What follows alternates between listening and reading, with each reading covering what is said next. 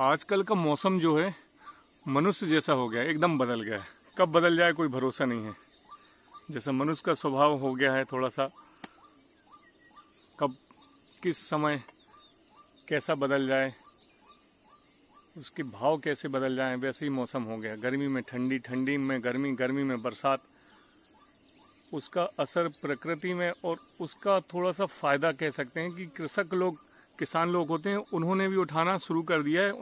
उन्हें भी यह लगने लगा कि यह मौसम है पहले जैसा नहीं रहा है।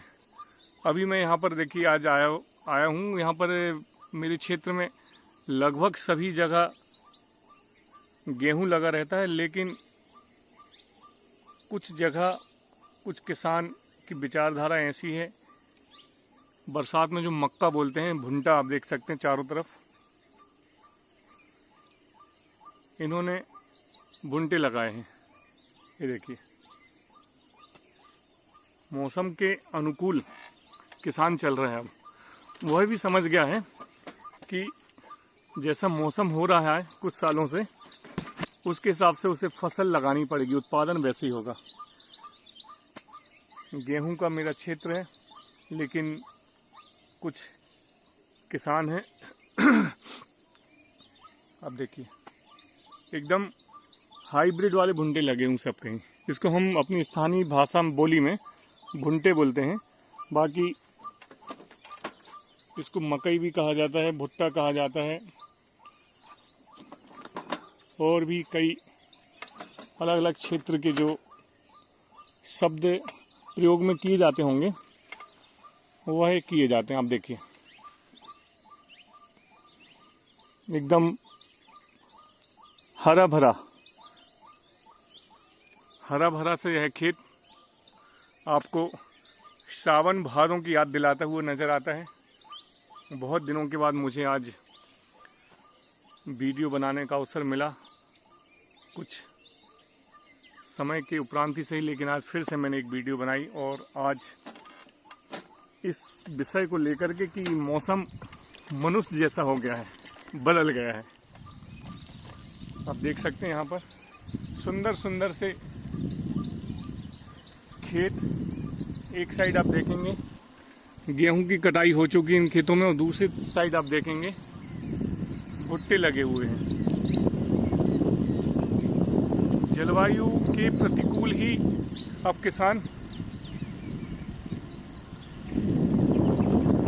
उस आधार पर फसल लगा रहा है कि जैसा मौसम होगा उसे वैसे ही लाभ मिलना चाहिए। क्योंकि अभी कुछ वर्षों से मैं भी ऐसा अनुभव कर रहा हूँ कि गर्मियों में बारिश का मौसम आ ही जाता है, और पहले फरवरी के महीने तक स्वेटर पहनी जाती थी, लेकिन अभी भी ऐसा लगता है कि ठंडी का एहसास यहाँ पर चल ही रहा है। और कुछ लोगों को मैंने भी यहाँ पर स्वेटर पहने हुए, शाल ओढ़े हुए देखा है। यह सब मौसम परिवर्तन के कारण हो रहा है, जलवायु परिवर्तन के कारण हो रहा है। और आज की साइकिलिंग लगभग 8 किलोमीटर की हुई, कुछ ज़्यादा प्रतिदिन 5 किलोमीटर हो रही थी, लेकिन आज यह साइकिलिंग 8 किलोमीटर की हुई।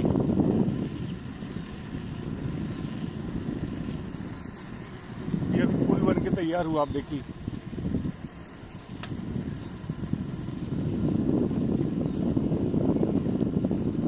₹1.5 करोड़ लागत से पुल बना है। इस पुल बनने से इस क्षेत्र के वासियों को फ़ायदा हो गया कि पहले की बारिश के समय में यहाँ पर ये जो नदी आप देख रहे हैं, यह पुल के ऊपर चली जाती थी, जो पुराना पुल था। लेकिन अब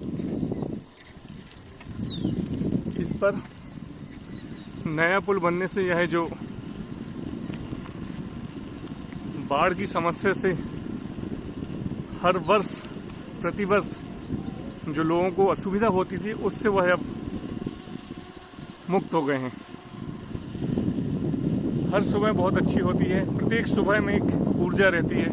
उस ऊर्जा में यदि आप निकल जाते हैं तो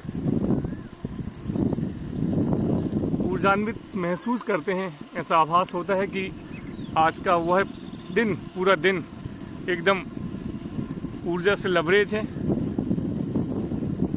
बहुत दिनों के बाद जैसे मैंने आपको बताया, परिस्थिति बस मैं वीडियो ब्लॉगिंग नहीं कर पा रहा था।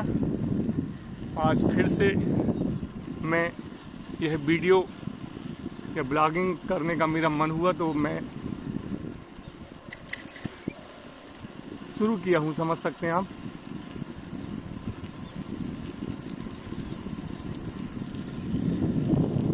ये देखिए आप, इस साइड फिर देखिए आप, ये भुंडे दिख रहे हैं आपको, और इस साइड मक्का, इस साइड गेहूं के खेत हैं जिसकी कटाई हो चुकी है।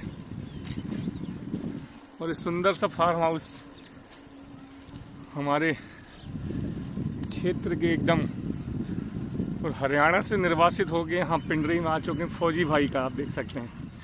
ये हमारे भारतीय सेना के पुराने सिपाही हैं। इनका फार्म हाउस बहुत सुंदर मैंने आपको दिखाया। और इन्होंने अपनी भारतीय सेवा में लगभग कितने साल दी चाचा? 18 साल इन्होंने भारतीय सेना में अपना योगदान दिया। और यहाँ हमारे क्षेत्र की जलवायु, वातावरण इन्हें इतना पसंद आया कि यह यहाँ पर आके रहने लगे। यह हरियाणा के कौन से ज़िले के रहने वाले हैं? रोहतक ज़िले के रहने वाले हैं। दिल्ली से सटा हुआ लगभग मान सकते हैं 3-4 घंटे की रास्ते में होगा।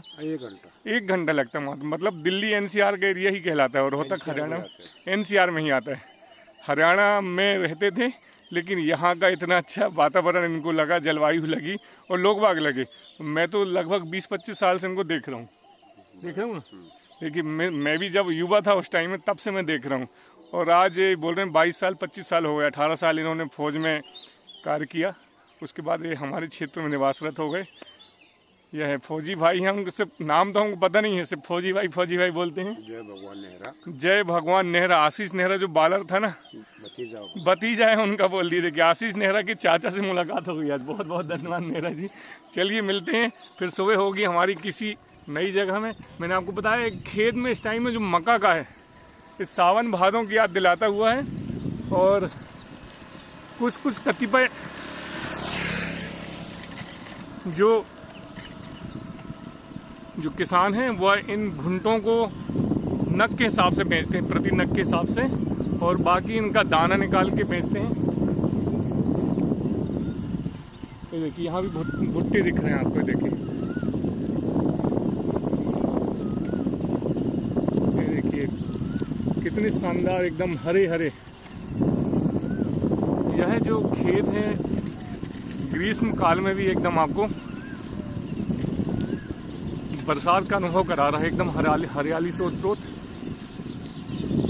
और सभी की सुबह यहाँ पर गांव में हो ही जाती है।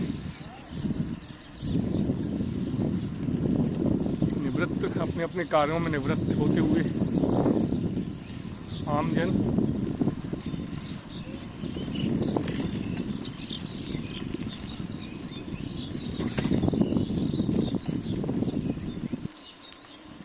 बारिश के मौसम की वजह से गेहूं तो आई, लेकिन इस साल यहाँ भी एक सुंदर सा फार्म हाउस, बारिश की वजह से गेहूं इस बार आई, लेकिन थोड़ी सी क्षति उसमें हो गई। क्षति ऐसी हो गई है कि बारिश की मार के कारण, ओले व हवा तूफान के कारण बहुत अच्छी वैरायटी नहीं बन पाई। जो औसत 15-20 का रहता है वह घटकर 5 से 7 आ गया है। इस वजह से किसानों को थोड़ी सी मायूसी है। और एक बार किसान एक फसल में यदि टूटता है या उसे जब हानि होती है तो लगभग इसका असर उसे 2 वर्षों तक होता है। मतलब आने वाले 2 वर्षों तक के लिए वह थोड़ा सा अस्थिर हो जाता है। और यदि प्रकृति ने साथ दिया, खेती मतलब प्रकृति, मौसम, जलवायु, सबसे बड़ा योगदान है उसका। वह सब सही है तो किसान फिर समृद्ध है, वह समृद्ध है, भारत समृद्ध है। और जलवायु, मौसम ने यदि साथ नहीं दिया तो फिर कृषक का समृद्ध होना प्रश्न चिन्ह लगा देता है। और मैं अपने गांव के रेलवे स्टेशन के पास आ चुका हूं। आप देखिए यहाँ से अनाउंस हो रहा है कि जबलपुर जाने वाली गाड़ी आने वाली है। कुछ ही दूरी पर हूँ मैं, लगभग 100 या 200 मीटर दूरी पर यहाँ पर हमारा रेलवे स्टेशन है। यह रोड रेलवे स्टेशन की ओर नहीं जाती है, एक शॉर्टकट बना हुआ इस तरफ से। ऊपर ब्रिज आप देख सकते हैं, रेलवे का ब्रिज है।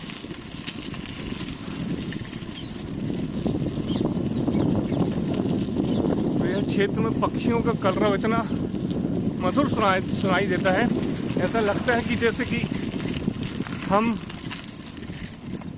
एक डिजिटल साउंड वाला वह जो म्यूजिक बॉक्स में जो सुनते हैं, मतलब नकली, लेकिन यहाँ इतना सुंदर सुनाई देता है, एकदम असली। बिल्कुल सहसा यह विश्वास नहीं होता है कि यह पक्षियों का जो कलरव सुनाई दे रहा है वह इन जंगलों से आ रहा है या फिर कोई साउंड स्पीकर चल रहा है। चलिए मिलते हैं फिर अगले ब्लॉग तक आपसे। बहुत दिनों के बाद आज फिर से ब्लॉगिंग की मैंने।